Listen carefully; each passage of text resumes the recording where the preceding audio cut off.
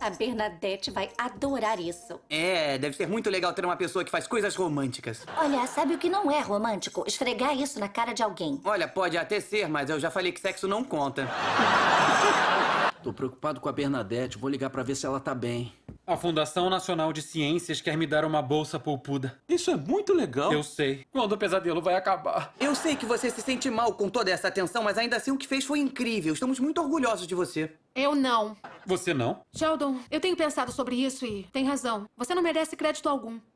Tudo que fez foi ler errado uns números numa tabela. Uma tabela muito fácil até. Sinceramente, tô constrangida por você. Essa foi a coisa mais romântica que eu já ouvi. Droga, é todo mundo melhor nisso do que eu. Meus parabéns, doutora Fowler. Vai pra casa da árvore.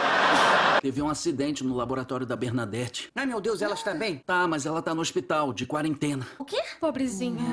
Eu não queria dar outra notícia ruim, mas eu ganhei um aumento.